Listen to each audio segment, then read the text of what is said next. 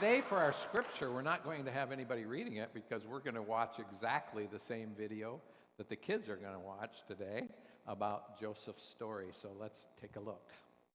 One night, the Pharaoh had a strange dream and could not sleep. The next morning, he called all his wise men, ministers, and counselors and described his dream to them. Nobody had an answer to what it could mean. When the servant, who was in jail with Joseph, heard about this, he suddenly remembered his promise. He ran to the Pharaoh and told him about the prisoner who could interpret dreams. The Pharaoh immediately summoned Joseph. "So, my servant says you can interpret dreams. He tells me you are extremely gifted. I am not capable of such things, Your Majesty. My God works through me. He can give you the meaning of your dreams. Describe your dream to me." "Very well. In my dream, I saw 7 fat cows eating grass in a field. Then 7 thin, ugly cows rose up from the river Nile and swallowed the 7 fat cows. What does this mean?" Joseph listened to the Pharaoh and then closed his eyes for some time. He walked across the room and came back to the Pharaoh. "My lord, this dream you just described is very symbolic. It is a message from God. God is telling you that a great famine is coming. It will last for 7 years. There will be no food to grow, no rains. A lot of people will starve and die." "Oh, that is terrible news. We are all doomed then." "Wait, my lord, I am not finished yet. The dream came to you as a warning from God to prepare for the famine. There will be 7 years of plenty before the famine, so you can store up on food grains and livestock and other supplies during this period. You must make the most of this chance to produce excess food so that you can store it for later." "Oh, you are right. Thank God I found you. This is great news. We will be prepared for the famine. We will produce plenty of food and build up storages for the difficult times.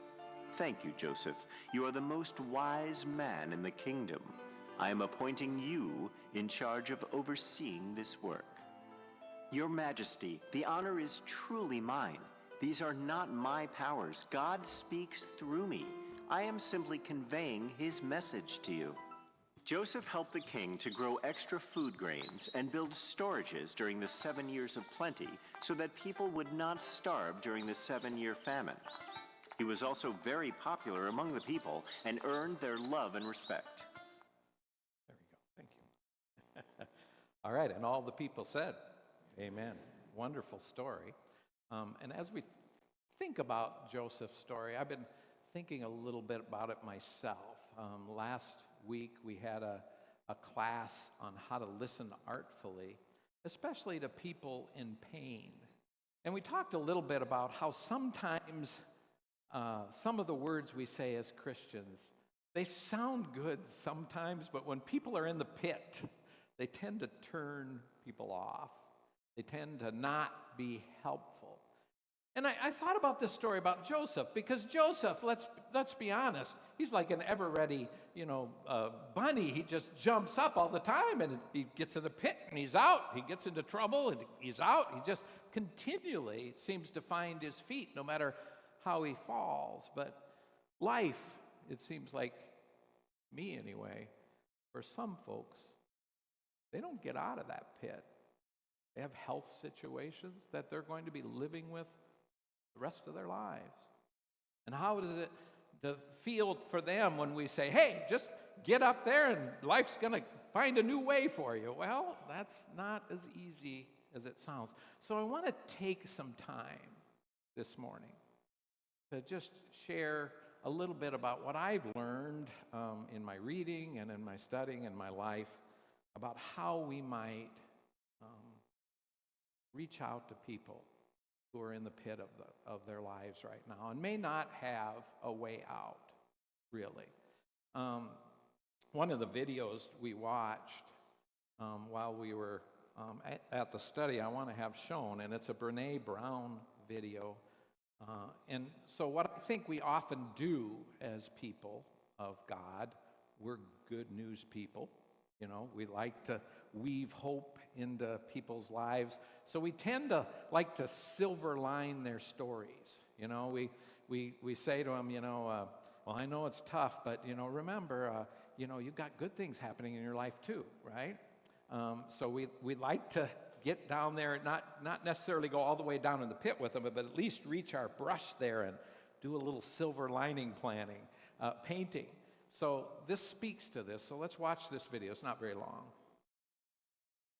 Empathy is feeling with people. And to me, I always think of empathy as this kind of sacred space when someone's kind of in a deep hole and they shout out from the bottom and they say, I'm stuck, it's dark, I'm overwhelmed. And then we look and we say, hey, you climb down. I know what it's like down here, and you're not alone. Sympathy is, ooh, it's bad, no, you want a sandwich? Empathy is a choice, and it's a vulnerable choice, because in order to connect with you, I have to connect with something in myself that knows that feeling. Rarely, if ever, does an empathic response begin with at least. And we do it all the time, because you know what? Someone just shared something with us that's incredibly painful, and we're trying to silver lining it. I don't think that's a verb, but I'm using it as one. We're trying to put the silver lining around it. So, I had a miscarriage. Oh, at least you know you can get pregnant. I think my marriage is falling apart. At least you have a marriage. John's getting kicked out of school. At least Sarah is an A student. But one of the things we do sometimes in the face of very difficult conversations is we try to make things better. If I share something with you that's very difficult, I'd rather you say, I don't even know what to say right now, I'm just so glad you told me. Because the truth is, rarely can a response make something better. What makes something better is connection. I love that line. Rarely can a response or anything we say make anybody feel better. It's usually the presence and the connection we make. And I think that's so true. And so sometimes we read the Joseph story, and it can sound that way to people in the pit. Just be like Joseph, Have faith. Don't question, and God will get you out of that pit. Except that's just not very helpful to people in the pit. The people that are dealing with that question that never goes away in the pit, and you know the question. They're all asking it, why? Why is this happening to me? Why, God? Philip Yancey, if you've ever read any books by him, he's got some fantastic books, but he's a wonderful Christian writer, and he spent years writing books about this very question. Why, God? And his first book that he wrote about this, he was only 27 when he wrote it, and it was called Where is God When It Hurts? And it's sold over like 2 million copies so far. And after the Sandy Hook massacre, the shooting in the school there, he and his publisher offered the book for free online to just that regional area. And he thought, maybe a couple hundred people might, jump on and grab it. No. 150,000 people downloaded that from that one region.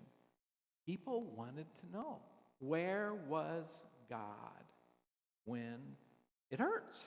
And we want to know that too. Recently, Philip Yancey revisited this first book, and he wrote a sequel called The Question That Never Goes Away. Why? Today, I'm going to segue out of the Joseph story for just a bit to kind of talk about this book so that we can help people in pain. People like a friend of mine who has a 3-year-old daughter and is terminally ill with cancer. She's not going to be able to see her daughter, even get to grade school, let alone high school and graduate. People who are living with chronic back pain that just won't go away. No matter how many surgeries they've tried, no matter how many yoga classes or back specialists they visited, the pain just is always there. People who have lost loved ones in shootings all over the country in places like Virginia Tech and Sandy Hook and even Arlington, Washington had a shooting. People like the people of Sarajevo, a city who endured the longest military siege in modern history. Over 4 years they were in siege. And who still, almost 30 years later, it's been 30 years since that all happened, and they're still sorting through rubble, finding bodies there. Over 11,000 civilians were killed. Most of them were killed standing in line, waiting for food. Can you imagine how they feel? People like the survivors of the tsunami in Japan in 2011 who still can't sleep at night because of the memories of so many family members who have died. Philip Yancey speaks to these folks. And what I love about Philip Yancey, he's not just writing a book. He's been to all these tragedies. He's been speaking to these people. He's invited to Japan to speak about the tsunami. He's been invited to Virginia Tech to speak to that group of folks who have lost loved ones. And he does just a beautiful job in this book in trying to answer this question for folks in the pit. And you're not going to like his answer. His answer is, you're never going to get an answer. You're never going to get a good one. You may want one. You may want one so bad, an answer to why that's going to explain it all. But he said he's looked for it for 35 years, and he hasn't found it. He said there aren't any one answer that's going to fill your hole. That's hard for me because I've searched in my life for that why answer a lot too. But he says sometimes when we're searching for the why questions so hard, we miss out on where God already is, where love is already trying to reach us. And so he says to us, can you possibly just let the why question go? And he takes Job in the Bible, and he tells the story of Job. And the answer in that book in the Bible, by the way, the Bible asks this question a lot. Why? The whole book of Job is that question. And he says that gives Bible some credibility. You know, what kind of book actually asks the toughest question right there about their God? And that's something about the Bible that the Bible does. But Job, all of the friends who come to him, you remember those great friends that he has? They all come to him. What do? They give him a reason why, right? And they don't even care about him. They just give the reason why. They're just defending God. And so they give the reason why, and it doesn't work for Job, right? Because it doesn't fill the void. It's not a good enough answer. But all those people who are trying to answer the question why don't do the one thing that Job needs.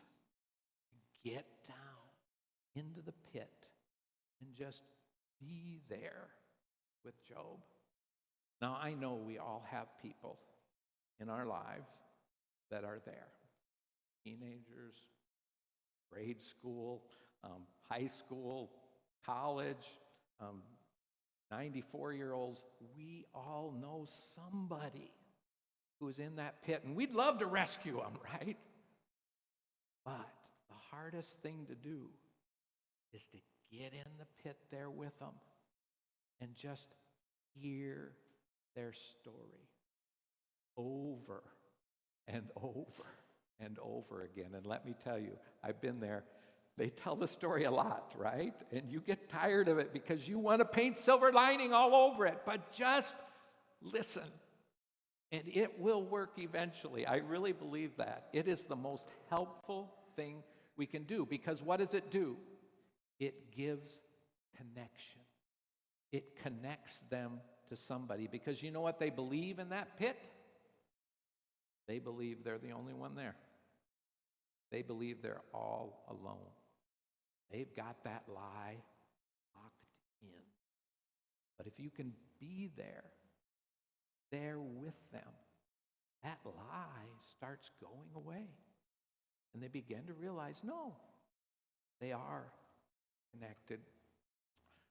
In this book, Philip Yancey writes, he tells a story about an anthropologist who's trying to tell her understanding of when love or God came into the world, and when she's studying bones.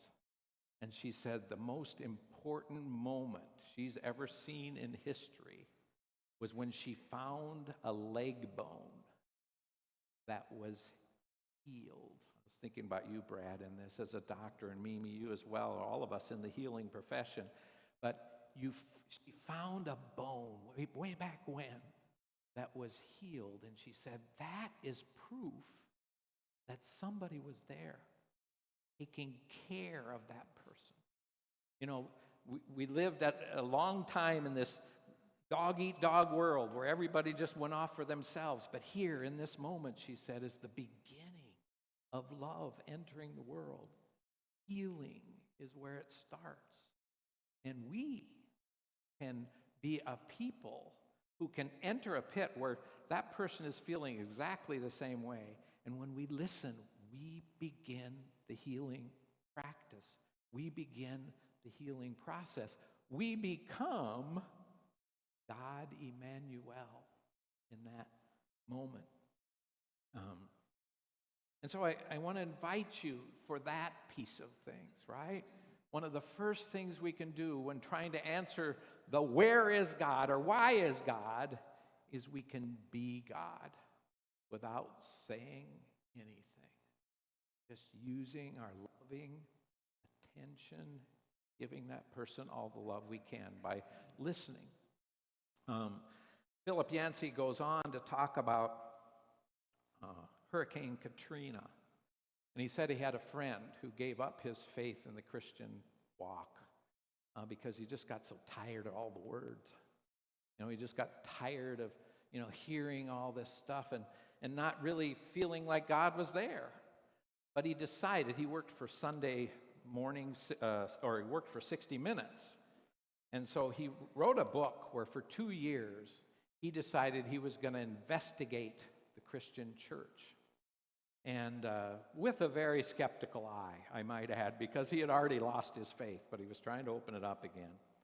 And he said he found it at Hurricane Katrina, because he said that was a place where our government just fell apart and disappointed the whole region. They were so disappointed in our government and what we were doing, and yet church after church, religious organization after religious organization sent groups down there, and they just kept coming and giving and taking care and giving everything they could. So many different churches. I've been down there 2 times. I know some of you probably have been there too. But that movement, where the church wasn't word, but was deed, was people doing the work, doing the love, that was what changed his heart and mind. And he went on to say that when we see someone in the pit, it's rarely the words or the scriptures or the sermons that will help. Here I am giving a sermon. It's almost always the humbled heart willing to climb down in the pit with them, the ears listening with full attention, and hands and feet willing to be with them, fully present, a ministry of deed. A ministry of deed. That, he said, will transform this world. Our deeds is what transforms the world. Now,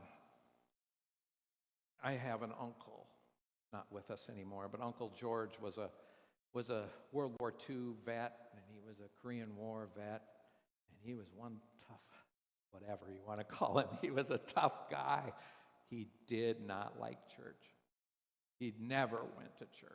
And he didn't go to church because he said, hey, without me as a soldier, we wouldn't be here today. It's the soldiers of this world who really saved the world.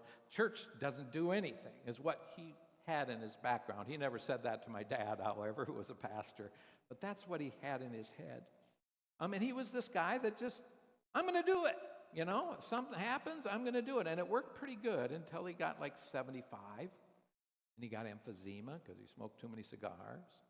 And he just had a hard time breathing. And then a big hurricane came through South Carolina, he had quite a big property, knocked over 100 trees, knocked down all the electrical lines there. And he called my dad. I remember the call because I could hear him. And he was almost in tears saying, I don't know what I'm going to do.